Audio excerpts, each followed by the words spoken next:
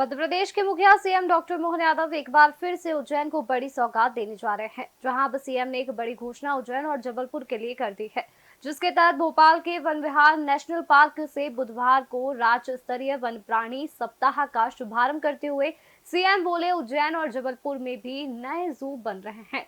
वही लेपर्ड, मगरमच्छ, हाथी, घड़ियाल और सभी वन्यजीव संरक्षण में हम नंबर 1 है। सीएम मोहन यादव ने किया वन्यजीव सप्ताह का शुभारंभ। मोहन यादव ने कहा, उज्जैन और जबलपुर में बनेंगे जू। चीता, हाथी मित्र जैसे कई प्रोजेक्ट पर चल रहा है काम। लगातार चीता, गिद्ध पर लेपर्ड की बढ़ रही है संख्या।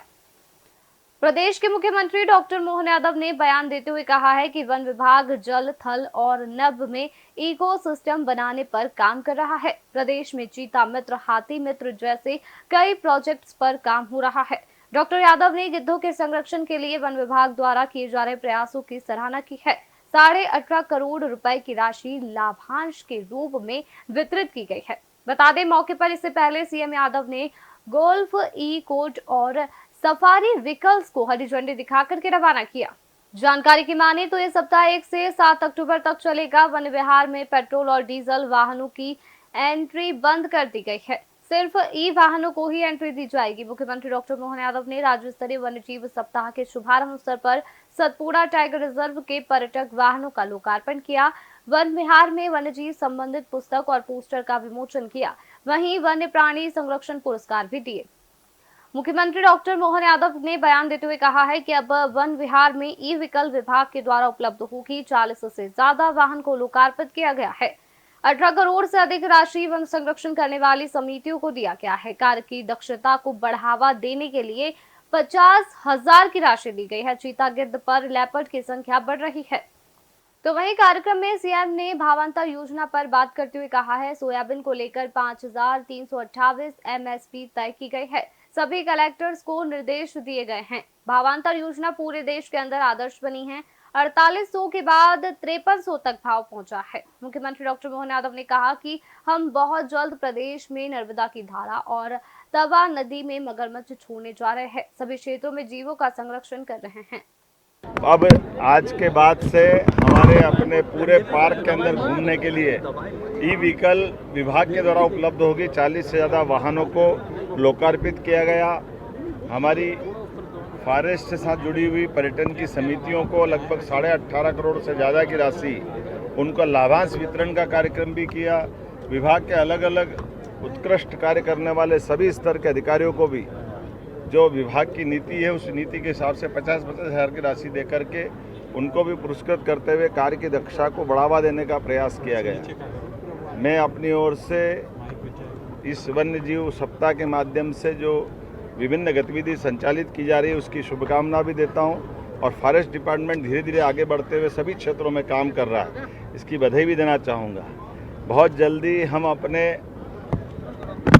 प्रदेश के अंदर माँ नर्मदा के मूल धारा में और माँ नर्मदा की सहायक तवा नदी में भी मगर जाकर छोड़ने वाले हैं। यह हमारे लिए माँ नर्मदा की सवारी का उनके आवास में, उनके परिवेश में हमारी वन जीवों के प्रति जो जल जीवों को बढ़ावा देने की नीति है उसी का परिलक्षण है। जब प्रदेश के अंदर चीता अपना परिवार बढ़ा रहा है, गिद्ध सफल हो रहे हैं, लेपर्ड हमारी प्रदेश में अच्छी संख्या में आकर देश में नंबर 1 की स्थिति में जा रहा है, तो सभी क्षेत्रों में समान रूप से वन जीवों की चिंता करना और थल में, जल में, नभ में सभी प्रकार के जीवों की चिंता करने के लिए सरकार प्रतिबद्ध है। मेरी अपनी ओर से सबको शुभकामना, बधाई।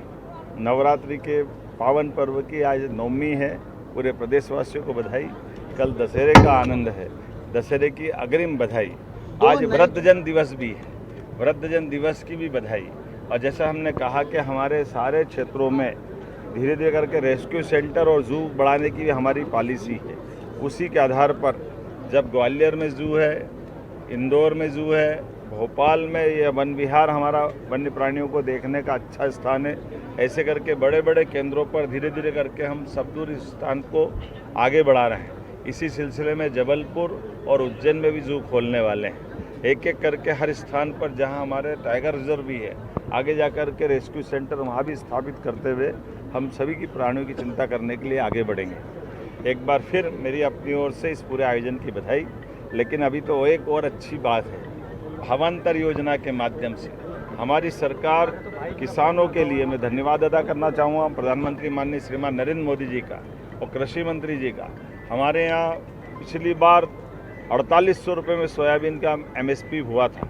आपको ध्यान होगा कि ये हमारी सरकारों के द्वारा ही रेट बढ़ाए जा रहे हैं, अन्यथा सालों से सोयाबीन के रेट बड़े तकलीफ में थे। इस साल फिर 500 रुपये बढ़ा करके 4800 के बजाय 5328 रुपये का भाव MSP डिसाइड हुआ है। और ऐसे में हमारी सरकार ने तय किया है कि किसानों को उनका दाम दिला के रहेंगे। तो 5328 रुपये के लिए हमने अपने सारे कलेक्टर से कहा है कि अपने अपने ज़िले के अंदर मंडियों के भाव ठीक से मिले, और ऐसे में भी कोई कारण से किसान को वहाँ अगर 5000 मिलते हैं, 4600, 4500, 4700, तो भावांतर के आधार पर जो किसान 3 तारीख से पंजीयन कराएंगे, पहले 10 से कराने वाले थे, अब हमने उसको और रिडिज़ाइन किया प्रोग्राम को। अब 3 अक्टूबर से किसान भावांतरण में जिनको अपने उपार्जन का लाभ लेना है